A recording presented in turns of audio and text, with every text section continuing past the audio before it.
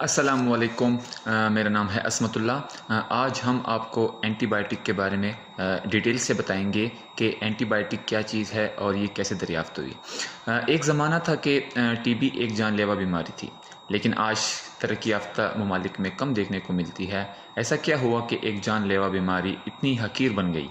ये ऐसा हुआ कि उस जादुई गोली की वजह से, जिसको हम एंटीबायोटिक कहते हैं। एंटीबायोटिक दरअसल अलेक्जेंडर फ्लेमिंग ने 1928 में दरियाफ्त की।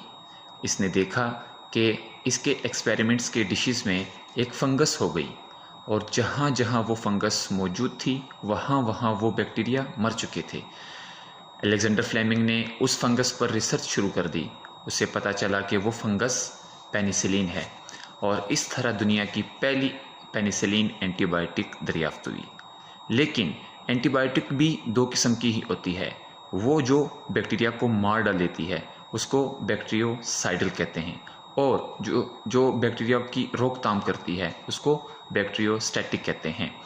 तो बैक्टीरियोस्टैटिक जो एंटीबायोटिक होती है वो बैक्टीरिया को मारती नहीं, बल्कि उनके नॉर्मल फंक्शंस को रोक लेती है। इन एंटीबायोटिक को बनाने के लिए ज़रूरी होता है कि हम बैक्टीरिया के उन एरियाज़ को टारगेट करें जो हमारे अपने सेल्स को नुकसान ना पहुंचाएं। और दूसरी बात कि एंटीबायोटिक सिर्फ बैक्टीरिया के लिए ही होती है, ना कि वायरस के लिए, क्योंकि मोस्टली बैक्टीरिया हमारी बॉडी में छुप जाते हैं लेकिन फिर भी सेल्स के बाहर ही रहते हैं।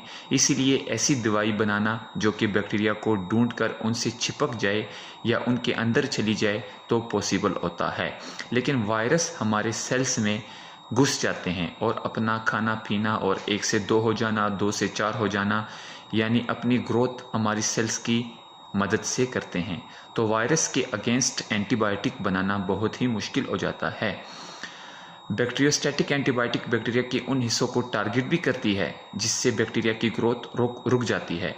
बैक्टीरिया बहुत तेज़ी से रेप्लिकेट करते हैं। रेप्लिकेशंस मीन्स के 1 से 2 हो जाना। बैक्टीरिया की ग्रोथ को रोकना इन्फेक्शन के दौरान गेम चेंजर भी हो सकता है, क्योंकि कुछ बैक्टीरिया तो 20 मिनट में ही 1 से 2 हो जाते हैं।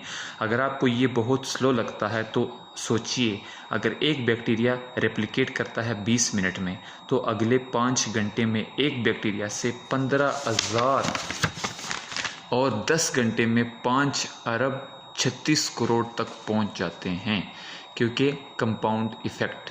और ये सिर्फ बैक्टीरिया से ही होता है, वो भी सिर्फ 10 घंटों में। और हमारी बॉडी का एक बैक्टीरिया से लड़ना आसान होता है, ना कि 5 अरब 36 करोड़। इसलिए बेहतर होता है कि इनकी ग्रोथ को रोका जाए ताकि हमारी बॉडी को आसान हो बैक्टीरिया को मारने के लिए। इसलिए डॉक्टर को जल्दी दिखानी चाहिए, ना कि दिन भर खांस कर बैक्टीरिया की हेल्प करें।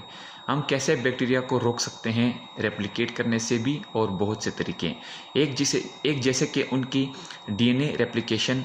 हर बैक्टीरिया की रेप्लिकेशन को बनाने के लिए डीएनए बनाना पड़ता है। अगर बैक्टीरिया के इस प्रोसेस को रोक दिया जाए तो बैक्टीरिया डीएनए नहीं बना पाएगा और उसकी ग्रोथ नहीं बन पाएगी और वो अकेला ही रह जाएगा।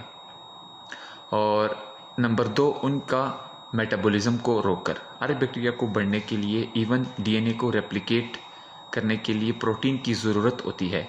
अगर उनकी प्रोटीन की डेवलपमेंट को रोक दिया जाए तो भी बैक्टीरिया की ग्रोथ रुक सकती है। नंबर 3, उनकी एंजाइम या सबस्ट्रेट को रोक दिया जाए तो भी बैक्टीरिया की ग्रोथ रुक सकती है रोककर। लेकिन बैक्टीरियोसाइडल एंटीबायोटिक जो होती है बैक्टीरिया को मार ही देती है। हमारी बॉडी के सेल्स के आउट लेयर बैक्टीरिया के दूसरे बैक्टीरिया के आउट लेयर से मुख्तलिफ होती है।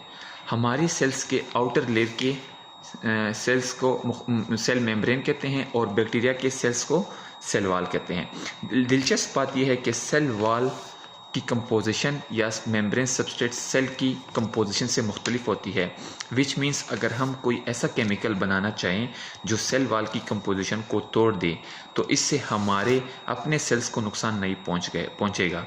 और यहाँ आती है पेनिसिलिन। ये सेल वॉल को ही तोड़ देती है और इसको बनने ही नहीं देती, यानी कि नो सेल वॉल मीन्स के नो बैक्टीरिया। और इस तरह हम बैक्टीरिया को मारना या उनकी ग्रोथ को कम करने के लिए एंटीबायोटिक का इस्तेमाल करते हैं। लेकिन हमारी अपनी बॉडी में भी बहुत सी बैक्टीरिया होते हैं जो कि हमारे हमारे अपने जिस्म के अंदर ही होते हैं, या हमारे स्किन में हो सकते हैं, या हमारे गट में हो सकते हैं, बल्कि पूरे बॉडी में ही पाए जाते हैं। और ये बैक्टीरिया बहुत से इम्पोर्टेंट किरदार अदा करते हैं हमारे लिए, जैसे कि दूसरे बैक्टीरिया को रोकना। एंटीबायोटिक के इस्तेमाल से ये बैक्टीरिया भी मर जाते हैं, जो कि बॉडी के लिए अच्छा साबित नहीं होता। इसलिए कहा जाता है कि एंटीबायोटिक को लास्ट रिजॉर्ट पर ही लेनी चाहिए, लास्ट रिजॉर्ट पे लेनी चाहिए, ना कि स्टार्ट में ही। यहाँ हम बात करते हैं एवेल्यूएशन की। बैक्टीरिया इवोल्व्स होते हैं, बैक्टीरिया जहाँ इवोल्व्स होते हैं वो अपने आप को चेंज भी कर लेते हैं, और बैक्टीरिया ने ऐसा ही किया।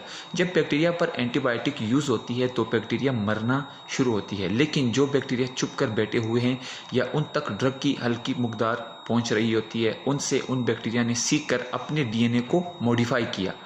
और नेक्स्ट टाइम एंटीबायोटिक सेम वही एंटीबायोटिक उन बैक्टीरिया पर इस्तेमाल की गई तो उन बैक्टीरिया पर कोई असर नहीं हुआ, और यहाँ से शुरू हुआ इंसानों और बैक्टीरिया की जंग। साइंस ने उनसे भी बेहतर एंटीबायोटिक बनाई, और कुछ अरसे बाद पता लगा कि बैक्टीरिया ने अपने आप को मॉडिफाई किया, यानी डीएनए को चेंज किया, और आप वो अब वो एंटीबायोटिक उन पर असर नहीं कर रही होती। इसलिए हमारी आज की एंटीबायोटिक बहुत हार्ड से हार्ड होने लगी, क्योंकि पुरानी एंटीबायोटिक बैक्टीरिया पर काम ही नहीं कर पाती, और न्यू एंटीबायोटिक इतनी हार्ड होती है कि बैक्टीरिया के साथ साथ हमारे बैक्टीरिया इवन हमारे नॉर्मल फंक्शंस को भी इफ़ेक्ट कर देती है, जिसकी वजह से साइड इफ़ेक्ट होते हैं, जिसकी वजह से साइड इफ़ेक्ट्स एडवर्स हो जाते हैं। अगर आप चाहते हैं कि बैक्टीरिया की ग्रोथ अपने आप को म्यूटिफाइड ना करे, इसके लिए बहुत ज़रूरी होता है कि लोग एंटीबायोटिक का कोर्स मुकम्मल करें।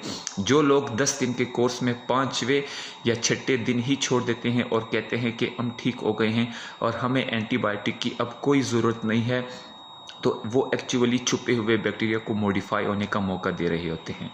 और जब वो बैक्टीरिया मॉडिफाई हो जाते हैं और फिर से आपको बीमार कर सकते हैं, और अगर उनको मौका मिल जाए तो घर के किसी दूसरे फ़र्द को भी बीमार कर सकते हैं, और सेम दवाई जिससे आप ठीक हुए थे इस बार वही उस फैमिली मेम्बर पर काम नहीं करेगी। सो इस वीडियो का मैसेज यही है कि एंटीबायोटिक को लास्ट रिजॉर्ट तक इस्तेमाल करनी चाहिए, ना कि स्टार्ट में ही ख़त्म करनी चाहिए। एंटीबायोटिक का कोर्स बहुत अहमियत के आमिल है, उससे कभी मत रोके जब तक आपका डॉक्टर आपको ना कहें। होपफुल कि ये वीडियो आपको पसंद आई होगी। मैं चाहता हूँ कि आप मेरे चैनल को सब्सक्राइब भी करें, लाइक भी करें, और इंशाल्लाह मज़ीद आने वाली वीडियो में मैं आपकी हेल्प करूँगा। Thank you.